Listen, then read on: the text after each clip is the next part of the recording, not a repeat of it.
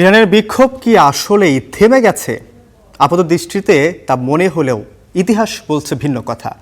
1978 সালেও কমে বিক্ষোভ থেমে গিয়েছিল, পরে 40 দিন পর আবার শুরু হয় বিক্ষোভ। এবারে আন্দোলনও একই দিকে যাচ্ছে বলে মত বিশ্লেষকদের।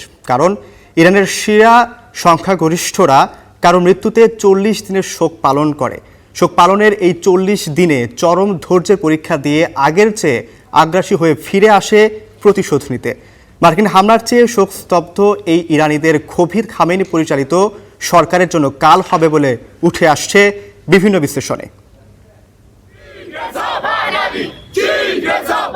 40 দিনের শোক শেষে ইরান জুড়ে ফের সহকর্মীদের রাস্তায় নামতে আহ্বান জানিয়েছে তেহরানের বাজার শ্রমিকদের একটি বাণিজ্যিক সমিতি।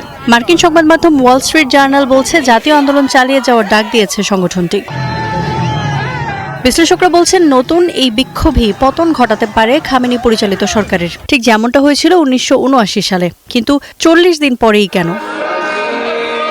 ইরানে শিয়া মুসলিমরা সংখ্যাগরিষ্ঠ। তাদের মধ্যে কারো মৃত্যুর পর 40 দিনের শোক পালনের রীতি রয়েছে।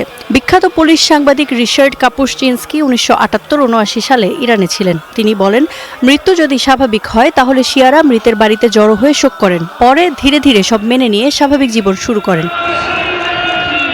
কিন্তু মৃত্যুর পেছনে যদি তারা কাউকে দায়ী বলে মনে করে, তাহলে শোক পালনের ওই 40 দিন তারা ওই ব্যক্তির নাম জপতে থাকে এবং প্রতিশোধের জন্য দিন গুনতে শুরু করে। 1978 সালেও কমে বিক্ষোভের ঠিক 40 দিন পর আবার নতুন করে আন্দোলন ছড়িয়ে পড়ে। সেই বিক্ষোভেও প্রাণহানি ঘটে, শুরু হয় শোক, যা দ্রুতই আবার গণ আন্দোলনের রূপ নেয়। দমন পীড়ন, শোক এবং নতুন বিক্ষোভের এই চক্র ক্রমেই তীব্র হতে থাকে। শেষ পর্যন্ত 1979 সালের জানুয়ারিতে ছুটির অজুহাতে দেশ ছাড়েন শাহ, আর কখনো ফিরে আসেননি। ইতিহাসবিদ আলী আনসারির তথ্য মতে 1978 সালে শাহ বিরোধী আন্দোলনে প্রায় 3000 মানুষ নিহত হয়েছিল। এদিকে গত জানুয়ারিতে হওয়া বিক্ষোভে প্রাণহানি 30,000 পর্যন্ত বলে মনে করেন অনেকে। অর্থাৎ বিপুল সংখ্যক শোকাহত মানুষ এখনও প্রতিশোধের আগুনে জ্বলছে। বিশ্লেষকদের মতে মার্কিন হামলা নয়, বরং এই সাধারণ মানুষদের সামলানোই এখন ইসলামী প্রজাতন্ত্রের জন্য বড় challenge. Iffat Khandakar, star news.